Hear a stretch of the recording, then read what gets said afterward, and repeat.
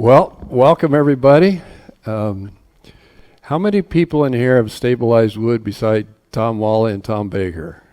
Okay, we got another person there. We got a couple. Okay, good. Have you used cactus juice?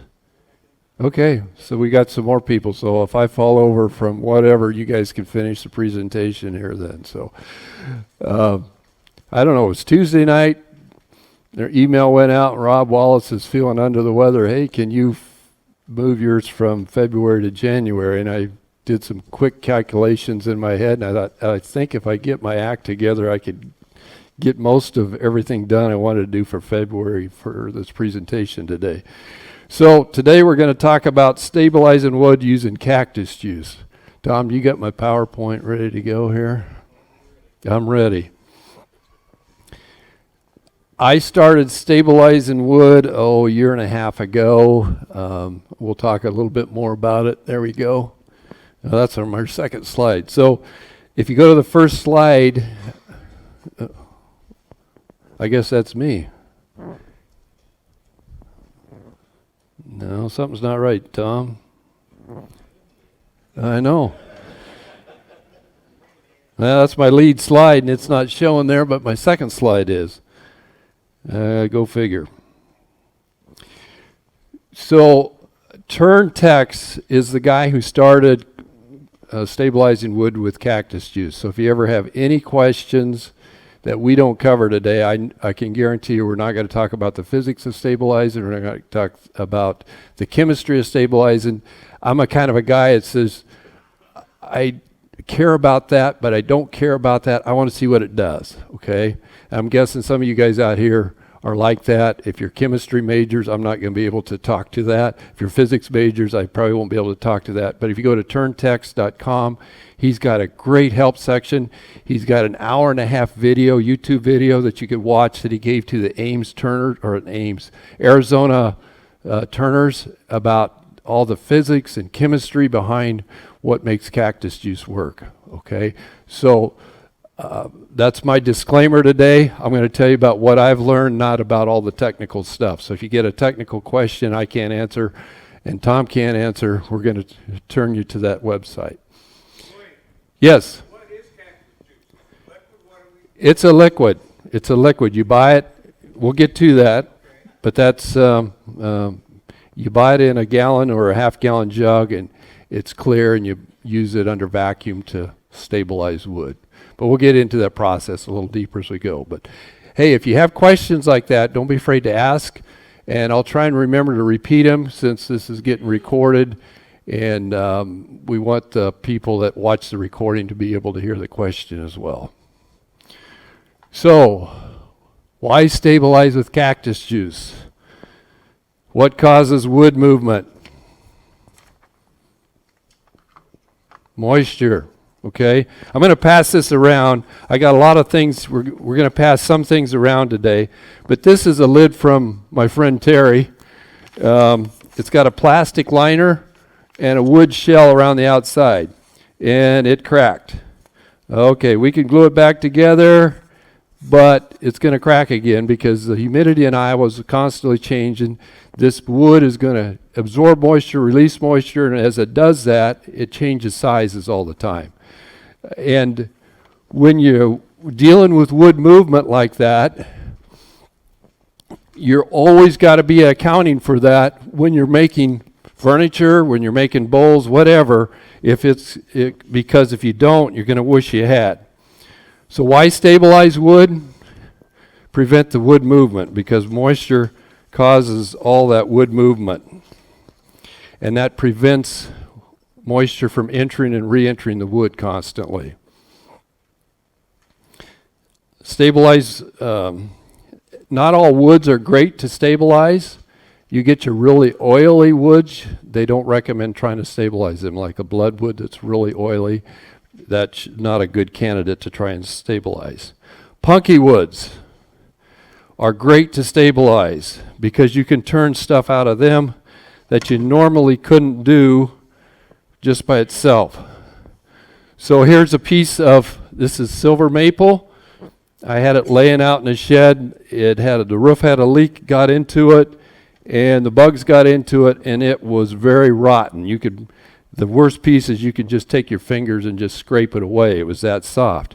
But that shows you the wood before being stabilized, and then the product after being stabilized. Here's another, before I go any further, this is going to be one of the prizes today if you want it. This is a piece of that wood that's been stabilized. It's ready to turn. Okay, if you win it and you want it, that's fine. If you don't, no hard feelings. Here's another piece of wood, very punky wood. This is a piece of driftwood we picked up on the Pacific coast in Washington State this fall. Okay, it is very soft. It was about this long. I've got a couple pieces out of it, but this is what I made out of it. I tried to turn the piece that matched this, and it's so soft it just tore, even with a sharp tool. But that tree is probably one of my favorite trees that I've made. I've probably made 150 to 200 trees in my last 3 years turning trees. So here's the other piece that came out of that block of wood that Morris has right now. Okay. And one of my favorite, probably my favorite tree I've ever turned. I just kind of finished buffing it this morning, so I'm just wrapping that up. But these are all natural colors that came out of that tree. The only thing that isn't natural is this resin that we filled this crack with. That's the only thing that's not natural to this tree. Mark does a great job of coloring with dyes. I'm not that talented, so I have to let the wood do the work for me. And to me, this is one of my most favorite trees that have turned out. I won't pass this one around because if it drops, that finial's going to get broke off for the second time, and I don't want that to happen. Kyle?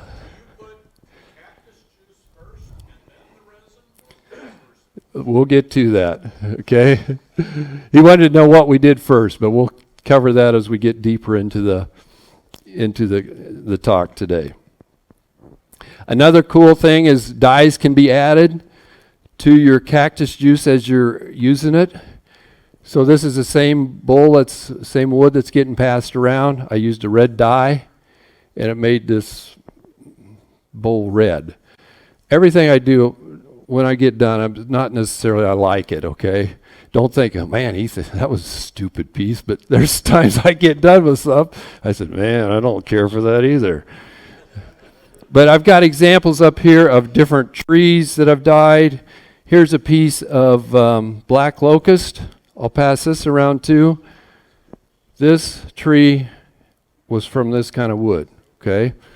Very, very soft, but when you're using the cactus juice, it makes it nice and firm, and you can turn some really beautiful stuff with it.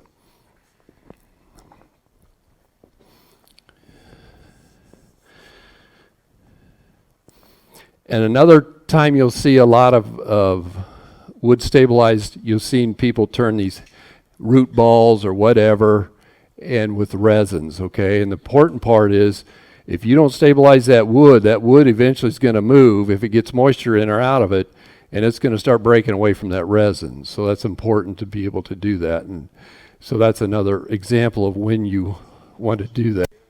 Now we synced up again. Okay, here we go. That's the first slide. Okay, we got a little latency here. That's one we just talked about. Okay, equipment needed. Let's talk about equipment. So first of all, you're going to need a method to dry the wood. So typically wood, when we get it dry in Iowa, it's probably 6 to 7, 8, 10%. Is that dry? Well, it's dry enough for furniture, but is it dry enough for stabilizing? And the answer is no. When you're stabilizing wood, you want absolutely no moisture in the wood. And how do you get that out of there? You get a toaster oven or a microwave or whatever, and you just start boiling the wood out by raising the temperature. Typically, I've got 2 toaster ovens, and one I use mainly for drying and one for curing the cactus juice. I got one set at 220, that's for boiling the water out, that's used for drying, and then we use the other one for curing the cactus. One of the important parts is having like a little gram scale like this. And I start with a blank like this, and I'll weigh it, write down the weight, put it in the oven, toaster oven at 220 degrees for an hour and a half, 2 hours, take it out, weigh it, write it down again. And it will be a cycle of doing that until you eventually get that down to where it's not going any lower in weight. That piece I passed around, I started about 300 grams. I haven't dried that one yet, but the piece that this did, it dropped, I don't remember how many grams, but it dropped some. So typically, you know, if you're at 10% moisture and it weighs about 300 grams, it's going to be target weight's going to be about 270 when you're done. So, you know, just do some rough math to see where your target's going to roughly be. But when you get that down so it's not losing any more moisture, it's not going down on the gram scale anymore, you got all the water out. If you think about that, there's 500 grams of water in this water bottle. And if you take out 30, that's quite a bit of water. Even out of a little piece of wood like this, I probably pulled 30 or 40 grams of water out of there before it was ready to stabilize. You can buy all kinds of toaster ovens on Facebook Marketplace for $5 to $10. The first one I bought, I wasn't smart enough to ask how big it was, and it wasn't hardly big enough to put a piece of toast in, so that one went to Goodwill. Then I got smart and started saying, what's the inside dimensions?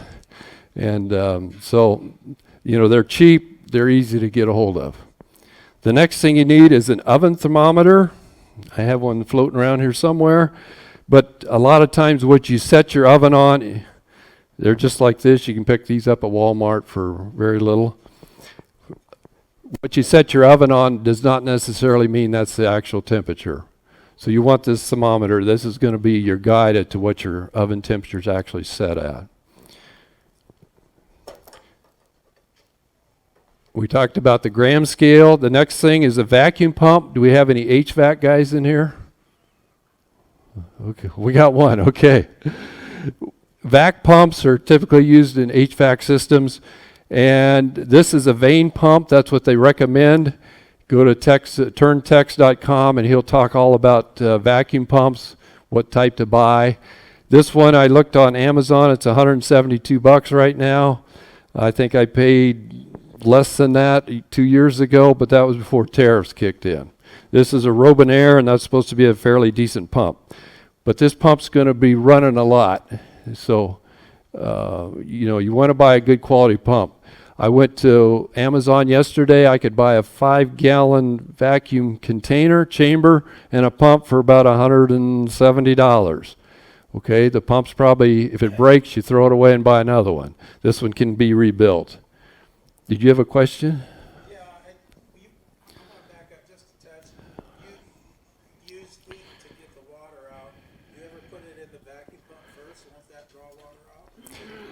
It might draw water out, but not enough. The question was, can you use vacuum to draw the water out? So, but yeah, the heat's the best. Yes? Well, you got a chance for things starting on fire. Wood's combustible at 500, I think. But I think with drying wood, you go too fast, you're going to have a tendency to crack it. Now, one of the pieces I dried the other day, it cracked on me, and the piece that was right next to it in the log didn't crack. Okay, so go figure, but that's what they recommend at 220, just for being safe. Okay, and like I said, I used the microwave before. I don't like microwaves because it concentrates the heat in one spot, and I think I've started 3 things using the microwave on fire or burned them enough to discolor them. So that's why I've just gone to the toaster oven, because I'm not a very patient guy. I would just put it in the toaster oven, I could walk away from it, versus the microwave 5 minutes at 50% power, and then I want to do it again, and that's when I get into trouble with stuff. Any other questions so far? Okay. A vacuum chamber. This is a 5-gallon vacuum chamber. This is a little over $100. You can buy a gallon and a half, 3-gallon. This is 5. I've seen 9 gallons on Amazon. What you want for a vacuum chamber is to be sure you have a clear lid so you can look inside and see if you get bubbles coming out. We'll talk about that a little bit more here. You could go to Turntex. He's got a cylinder that's clear all the way up the side. You could see the bubbles better from that because typically I have a flashlight and I'm looking in there to try and get a better view to see if I've got bubbles coming up or not. Remember, you could put little things in vacuum pots, but you can't put big things in small vacuum pots. And what I do with my vacuum chamber here is I've got these smaller containers that I put things in. So I can do I can dye a couple trees in this container. I'll just stick them in there with green dye. I could put a blue dye, or I can do a clear dye, and I could put multiple things in this vacuum chamber at one time and get different results.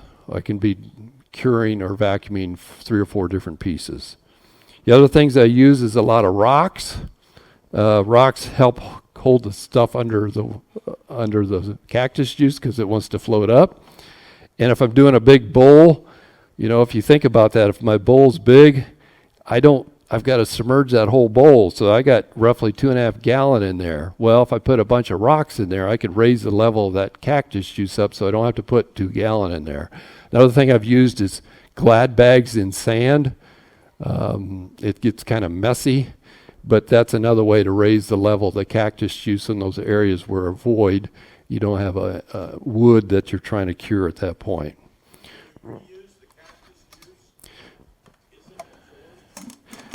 Good question, yes. The question was, can you reuse cactus juice that isn't absorbed? And the answer is yes. Okay, that's my reused cactus juice.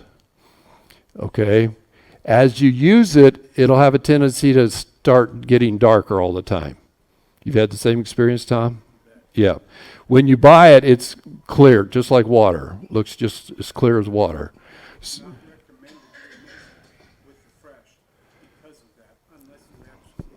Right. So if you didn't hear that, they don't recommend adding used cactus juice to fresh cactus juice unless you absolutely have to. The other thing, if you're going to dye, you start using dyes. Dye this used stuff versus the clear stuff. Okay? Save the clear stuff for later. And you will see that as you're dyeing wood, it does have a tendency to make it slightly darker. Here's a piece of hard maple. This one's been treated with cactus juice. This one hasn't. You can see it's slightly lighter. This one's slightly darker. This was just kind of for an experiment. You might go home and say, why did he dye that? Why did he put cactus juice? There really isn't much difference, and your answer is yes. I would never do this again other than to experiment with it and learn and play with things like that. So.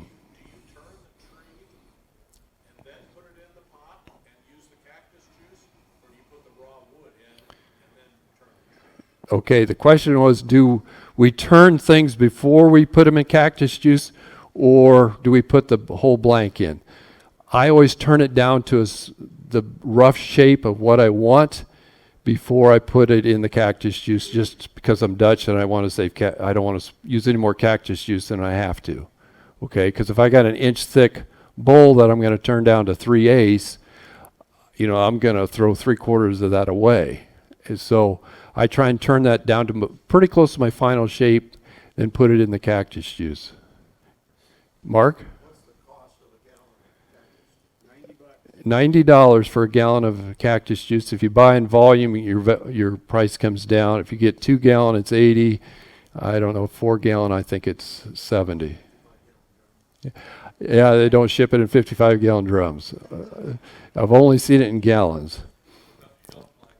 Shelf life is supposed to be at least a year once you activate it. Okay, we'll talk about that a little bit more. So I think we've covered everything on equipment. We've talked about cactus juice. Let's see if we can get the PowerPoint to, there we go. It comes in, you can buy it in half-gallon containers or gallon containers. And it comes with this little bottle of activator. You can see it there in the picture. That's kind of a powder. I think there's like 13 grams inside one of those. I don't remember if that's for a half gallon or a full gallon. But when you get that, you tap it down on the table. It's just a powder. You take the seal off the top, and you pour in a little cactus juice, mix it up, and then you dump it into your cactus juice and shake it up well. What that does is that starts that activation process. Cactus juice, if you get it above 85 degrees, like this gallon, if you got above 85 degrees, it could start hardening right there, and you're done with that, okay? You've got a really nice paperweight at that point, and that's about all it's worth. So you want to keep your cactus juice cool. So this summer, I'm typically using the garage to do a lot of my curing. I put it in the house. The cactus juice all went in the house to keep it cool enough so it didn't start activating. You can use up to 2 years, they've said it stays well. I've never had anything go bad. I saw on the website that if something is not curing anymore, you can email Curtis, the owner of Cactus Juice, and he'll send you some new activator, and you could put that in to get it going. But he needs to know how much volume you've got, because there's a certain ratios with that activator that need to go into it. So does that help answer your question? Whoever asked that? So, okay. How warm do you have to get your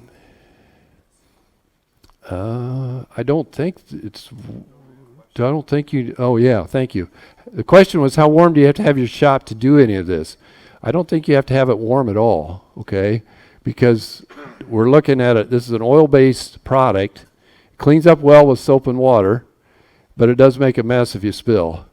But, you know, it doesn't freeze or anything, and just being able to draw the wood out, get it dry, you know, that's temperature. But being able to run the vacuum, I don't think it requires a warm temperature at all. Probably 50 pretty easy. Takes a lot of spacing. Right, right. I'm in my garage at 50 degrees and I'm doing fine. Okay. Any other questions? Leroy. Do you use activated or unactivated when you put it in the vacuum chamber? It's activated. You put that little bottle in, and that's when you start using the cactus juice in the vacuum chamber. So what's in the jug? It's brown, it's already activated. This is already activated, yeah. He recommends writing down when you activate it. I'm going through it fast enough, it's like, yeah, it's not going to do me any good. But Make sure they know if it comes clear. That's just yeah, if this was a brand new bottle, it would look just like that bottle of water, just as clear, crystal clear. So that's what a good one looks like. Once again, if you go to their website, he can talk a lot about the chemistry and things like that. So drying the wood, we talked about that quite a bit. It's mainly just a cycle of putting it in your toaster oven, weighing it, and keep drying it until it's done losing weight. So any questions about that? I don't know if you could read it around, properly or not. You need to let it cool off though. Don't throw a hot piece of wood in cactus juice, because that might start that curing process if it gets that cactus juice too warm. The other thing, if you go to the website, he says, you know, these vacuum pumps throw off some heat. So when you're trying to draw a vacuum, you're better off to be cool than too hot, because if just that vacuum pump is running next to your cactus juice, it can start curing that cactus juice while you're still wanting it in a liquid form.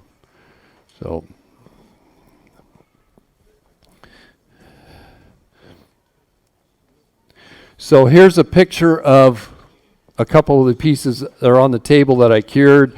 You can see that's a piece of hickory at top. I started at 407 grams and I quit at 373, it looks like. A piece of maple started at 246, ended at 231. Well, the top piece is about right at 10% weight loss, which is 40 grams. In 40 cc's, that's a lot of water. So that's my process there. Pretty simple. So stabilizing the wood. We talked about taking the activator and getting it into the cactus juice. The wood has to be totally submerged. They like a 1 inch of coverage above the wood. Will? You said you want to let it cool off before you put it in the, how long do you let it set out to cool before it starts to cool? That's a great question. I should have covered that, so thank you for bringing that up. Will asked, if it's got to cool off, how do you do that before you put it in the cactus juice? The best thing to do is once you pull it out of the oven and you're happy with your moisture content, put it in a Ziploc bag that's airtight. Because if you don't, it's going to gain weight again. The moisture is going to come back into that. I've done that. Just leave it set for a couple hours and you pick up 2 or 3 grams already just in an hour or two. So make sure you got that in an airtight container if you can't stabilize it right away, that it's not picking up moisture. Does that answer your question, Will? Okay. We talked about wood to rocks or whatever. You can use glass marbles, alcilis filler. Sometimes I'm using a container on top of a container to keep things weighted down. Vacuum pump should be higher than the vacuum chamber. So at home, this is kind of how my setup looks like. I've got my vacuum pump up on the shelf just to make sure I don't get juice up into the pump, because you get juice in the pump, you're going to ruin the pump. Tom can talk about that a little bit if you need him to. The other thing is he's got which is smart, he's got a buffer tank in between here and here. Okay, so if you get any foam that comes over, goes into the buffer tank and you're sucking total air. Some woods will really, really foam. That piece that I passed around, that piece of driftwood, I put that in and man, I had this much cactus juice. I used a different pot. I had this much cactus juice, my piece of wood, and I had that much airspace, and that airspace was full of foam. Okay, one way you can eliminate that super foam up right away is to put vacuum on it slowly. Okay, because if you put it on quickly, man, that piece just foamed like some Coke can with whatever they put into those things. They can go crazy on those really. Yeah, there you go. Okay, so that's one way you can eliminate that. What else we got here? Make sure you got it in a well-ventilated area. These pumps will throw off a little bit of an oil fog. I started in my basement, and that didn't last very long. They do make a muffler to help knock down that oil fog. I haven't bought one, but it would screw onto here, and it's supposed to help. But my garage will get kind of foggy. Crack the door, that helps a lot. Yeah, Tom vents his right outside the door, but he could use his from the inside there. So you got your vacuum started, the pump's running, you can look inside, you'll start to see, once the foam dissipates, you'll start to see bubbles coming up. You'll see bubbles. And when you're first starting, you'll see lots and lots of bubbles. And the longer it runs, the bubbles get smaller and you see fewer and fewer. And then after a while, it's like, oh, there's a bubble. Oh, there's a bubble. Okay, fewer and fewer. And you just keep watching that. And when the bubbles stop, that's when you can turn your pump off. Okay, and release the vacuum. But once the bubbles stop, you need to let that soak for twice as long as what you ran your vacuum. Because during that time, that water or that cactus juice is filling those little air pockets that's in the wood with cactus juice. It takes a while to do that.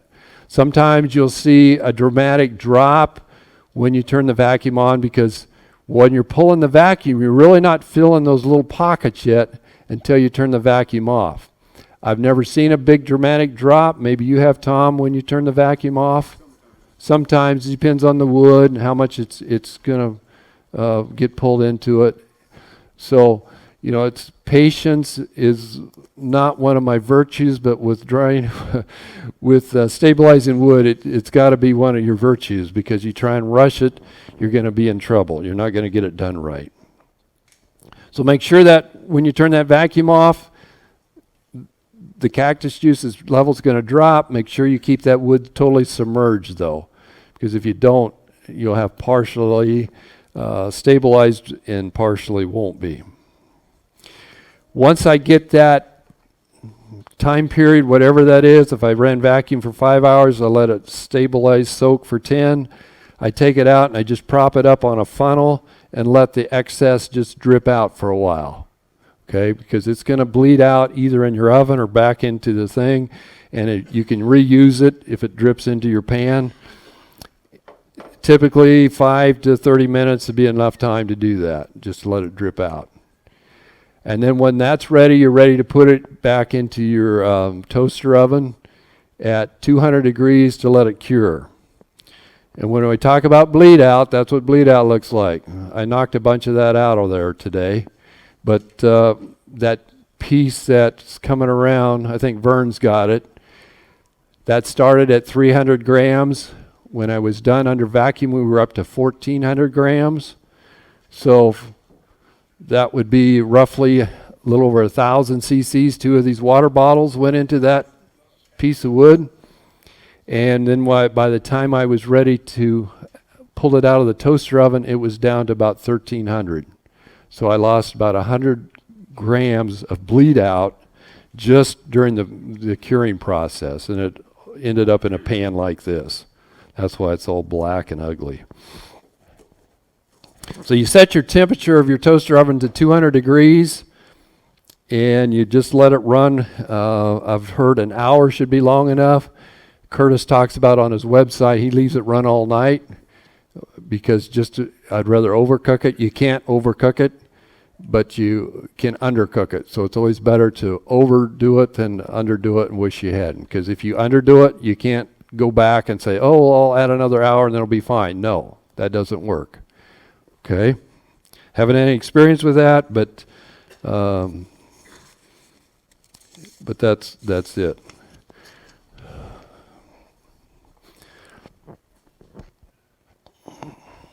So that piece of wood, this tree right here, that's what it looked like. I tried to turn it on the lathe a little bit to try and get my shape, but it was so punky, it was just blowing up, and I was worried that if I turned it too much, it would totally get destroyed, okay? And then I cast it. There's a little crack right here that I filled with some resin, and I put that in a pressure pot and cured it that way in the pressure pot, and then it came out, and I started turning it yesterday and got it ready to go for today. So I turned this using high-speed steel, and one of the disadvantages of cured wood like this, stabilized wood like this, it's very hard on tools, okay? Carbide would probably work just fine. You're doing more scraping than you are cutting, but you can do some cutting. But you're going to be friends with your grinder quite a bit with stabilized wood. Some of it seems like it turns better than others, but this piece was extremely hard, probably because it soaked in so much cactus juice. Probably harder than some of these other pieces here. You can use dyes.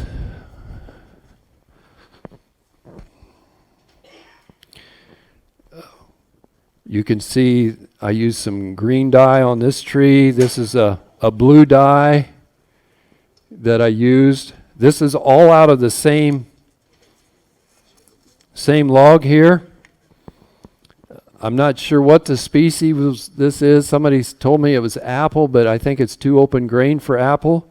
But this piece has been stabilized 3 different times with dye. First time I put it in the bottom of my vacuum chamber about this deep with a red dye. And you can see I've got red here.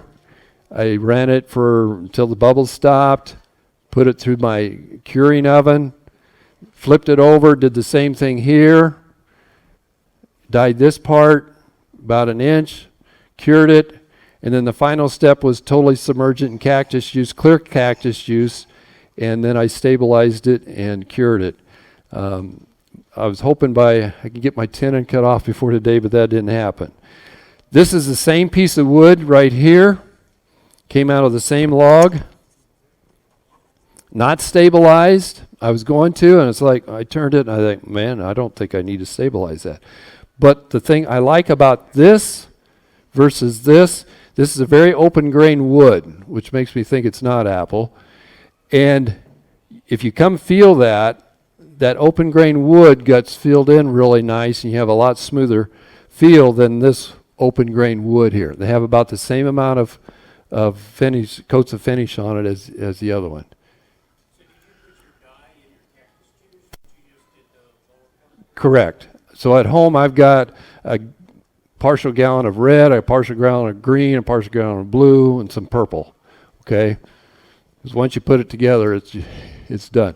So dyes, you have to make sure they're compatible with cactus juice too. You just can't go to your wife's food coloring and get whatever colors you want, because that doesn't work. Why did you decide you didn't need to treat the second? What was the deciding? It turned really nice. This one was kind of punky. It came out of the opposite side of the log. You know, this is how it came out of the log, like this. But I thought, well, I don't need to dye that. I mean, I don't need to stabilize that, so I just didn't. Okay. If I had to do it again just to get rid of that open grain, I don't know, that's kind of a pet peeve when you rub your finger on that open grain feel. I might have stabilized it. Same wood. I cored that piece out of there. That's a blue dye. Not crazy how that one turned out, but I tried it. Here's a piece of the same wood. I dyed green, made a tree out of it, and my wife really likes this one. So it turned out quite well. So 4 different pieces out of the same log and 4 different results. Put my notes back together. And the pictures on the PowerPoint. There we go. Thanks, Tom. You can see not very well. It's a crappy picture, but the second one from the left, it's got a purple dye at the bottom, a blue dye in the middle, and a green dye at the top. And I think the other one's just next to it is just the opposite. Those are some of those I brought to the fair last year, and we sold them as a club, but they seem to sell fine. So, any questions about dyes? I'm sorry, what? Go to the Turn Text. That's where I buy them from. Yeah, they're compatible with that. They work great for like pin blanks. I think this is a holly or something. And so I dyed that one blue. This is what it looks like without being dyed. I think that one's stabilized. Here's one I dyed purple. I got a piece of that left over. Here's a piece of, we've got all those ash blanks here in the back. I'm thinking, well, what happened if I dyed one and made an egg out of it? I don't know. It turned out, I don't know. I'm not excited about it, but it's done. Okay, I did it. But those are things that I just play with and hopefully maybe avoid you guys making the same mistake or whatever.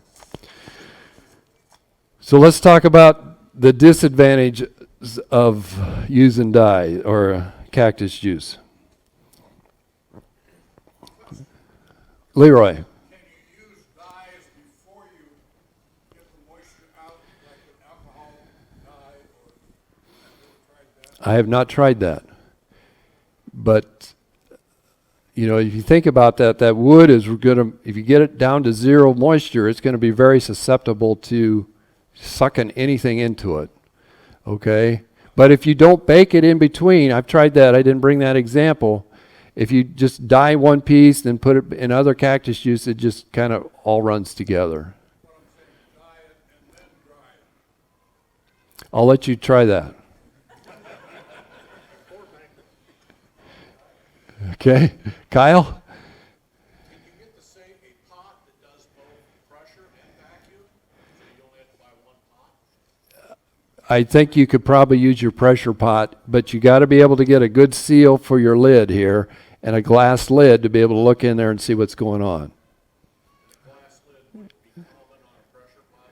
No, no, that would be kind of dangerous to put that up to 80 pounds, and yeah, but I've got a bowl at home I want to stabilize that's too big for this pot, but it will fit my pressure pot. I was going to do that for February, but I didn't get that done. So Is your window glass or is it acrylic? it's glass, I think. Okay. You can use either. There's both out there. Somebody else, Dana? Say a stabilized bowl, is it better able to hold water because it's been filled? I would think so. You know, it's just as hard as glass. You know, I would think it would hold water. Have you tried anything like that, Tom? I've not put it in water. This cactus juice is not wood safe or food safe. It's never been tested for food safe. Yeah. That would maybe be a reason to want to hold water because of food safe, but it is not. Yeah. We had another question there. Oh yeah. Sorry. Question, Dana, was can we use liquids in bowls that have been stabilized? And we're not going to say yes you can or yes you can't, but we've never been proven that cactus juice is food safe. So that would be a good Curtis question. He's good at answering questions. I visited his shop when we were, he's down in the San Antonio area. He's north of San Antonio a little bit.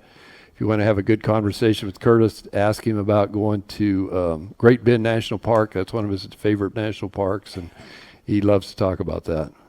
He has there's a question and answers on the website, and he has a lengthy discussion about food safety and about what has to be tested in order for them to do that. It's very expensive to have products tested for food safety, and they have not done that, so he says, don't do it. Okay. So Tom just said check the F&Q on his website. He goes into a lengthy detail about why he hasn't tested it for being food safe. It's a very lengthy process, so check that out. Butch, you had a question? No? I'm just wondering if you use a particular finish with wood that you have seen. That's a great question. Bush asked about what finishes to use. One thing that does not work well with stabilized wood is oil poly. The first thing I did was put an oil poly on a bowl and it just never cured. And so I went out and bought some new oil poly. Must be getting old. Nope, the new stuff didn't cure either. The only way I found out I can get it to cure is put it in the sunlight for a couple hours. But Curtis will tell you right in the F&Q, which I should have read before I did that, not to use oil-based poly. They recommend a lacquer finish on top of that. Okay, that's what most of these trees are here, are lacquer finishes. Dana? Since it takes a cure, it seems like when you put it in the pressure pot, you can have things touching and they won't stick together or anything like that. They advise if it's together like that to put foil around it. The question was if you put things in when you're curing them, you could lay them together. But if you read the details well, don't touch the blanks together because they can fuse together, okay? Yeah, yeah. But one thing I learned, here's a piece of that same wood. It's not a glue. This had a little bit of a crack right here, and didn't have a lot of experience with it at the time. So I'm turning this thinking, oh, that cactus juice is going to work like my tight bond and glue that together. Well, you can see the results. I was turning this, and it was turning beautifully, and all of a sudden, bang, I bet one piece would have hit that wall. It was going that fast. I wouldn't try that. I just wouldn't risk it. But it will glue, because Tom uses it on segmented stuff. We'll have Tom talk about his segmented stuff here in a little bit. So disadvantages. Sorry, was there another question?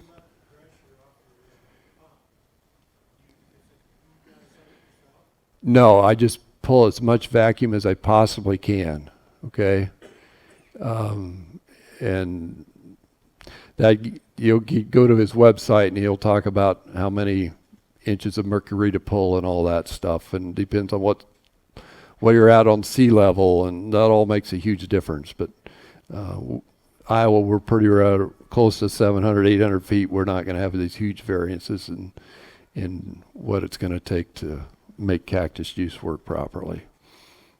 Was there another question? Yes.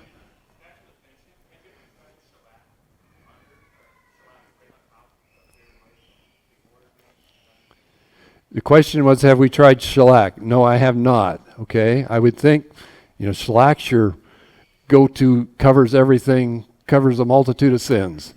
Okay, but I've never tried it. So, anybody else use shellac? Tom, you have? You get along good? Yeah. Okay. So, shellac works for Tom. You would think so. That's typically, once you get a shellac, that sealant between the two finishes then. So, yeah. Any other questions before we move on? So disadvantages. The cost of the cactus juice, $90 with shipping. Just the cost of getting into it, I got $175, $100, plus a gallon of cactus juice, I'm at $350 and I haven't stabilized anything yet. Plus my toaster oven from Facebook Marketplace. Okay? So, I've been blessed. That's not been a problem to come up with $350. But, if you're on a limited budget, you're on a limited budget. I can appreciate that. I've been on limited budgets most of my life. So, cost does factor into that. It's time consuming. By the time you dry the wood, you'll spend a day getting your wood dry. And then you got to stabilize it. You got to hold it under vacuum for 5 to 8 hours or whatever. And then you got to watch it just sit there and soak in. I want to get going. I want to keep going, And then you got to cure it. So, you can get a couple days of work just getting a piece from just a standard piece of wood ready to go before you can actually use it. So you have to plan ahead. Yes? Clean your pot with anything after you're done with the cactus juice? No. It'll just stay liquid anyway. Yeah. I save all my containers that the cactus juice comes in, and I pour that liquid back into those, okay? He doesn't want you to use glass bottles or anything like that to store cactus juice. He wants it back in the original container. No. I just let it drip dry and wipe it down with a paper towel if there's a little residue there. But that's a good question.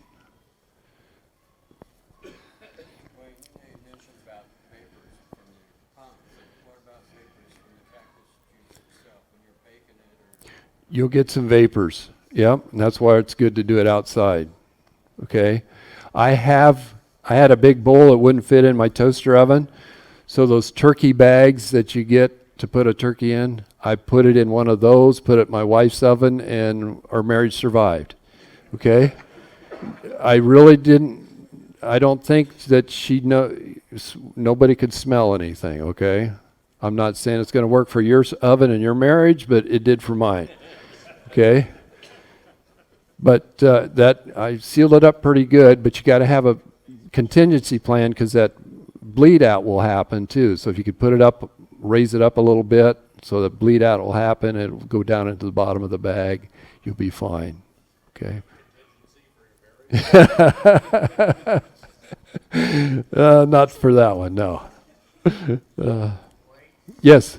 That wipeout, when you wiped out that container, was that stuff flammable? What'd you do with it? That paper towel you used? I just threw it in the garbage. It's not, I don't think it's like Danish oil where it's combustible or anything. But yeah. Yeah. I've got a roll of paper towels. Whenever I'm using cactus juice, I've got a roll of paper towels there. Cause yeah. Yeah. Just be smart.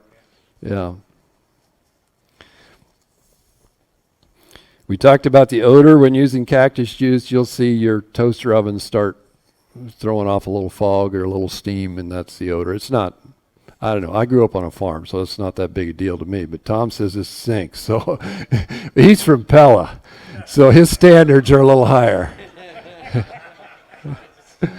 Yeah, yeah, yeah. How long do you leave it submerged in the cactus juice after you eliminate the vacuum? The question is, how long do we leave it submerged in the cactus juice after pulling the vacuum off, turning the vacuum off? The answer is 2 to 1. We mentioned that earlier, Leroy. You would have missed that on the question, on the test here.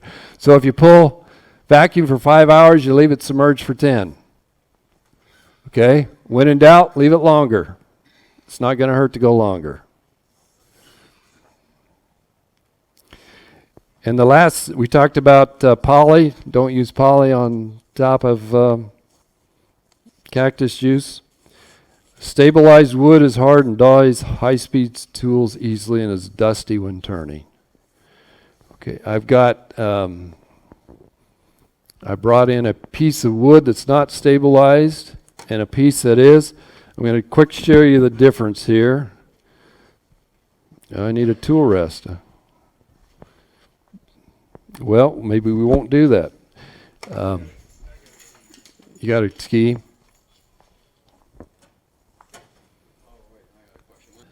So this is a piece of hickory.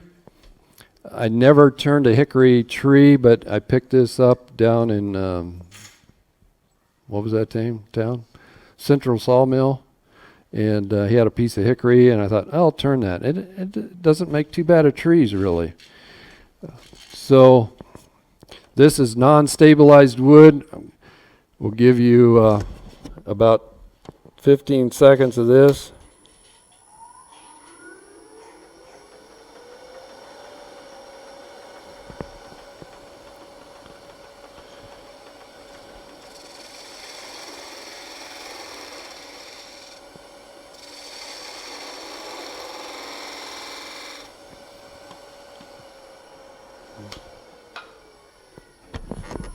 So you can see that turns just like normal wood.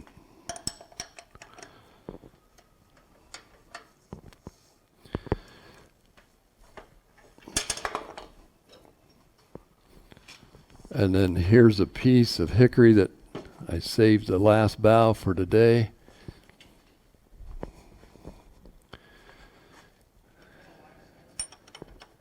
We got it. Thank you.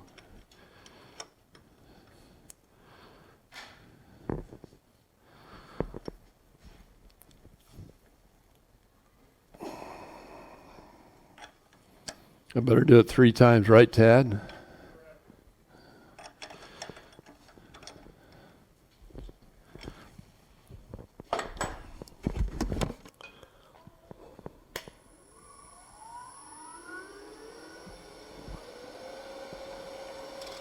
So this has been stabilized.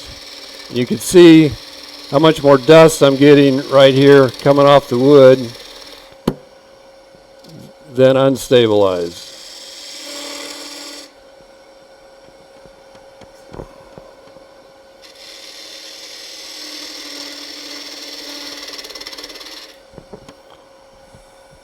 You got that? Okay. So when working with, when I'm doing any turning, my vacuum is right here, my dust collector's right here, and it keeps most of that dust going that direction. But just a quick demo on how much difference there is. There's more dust than chips when you're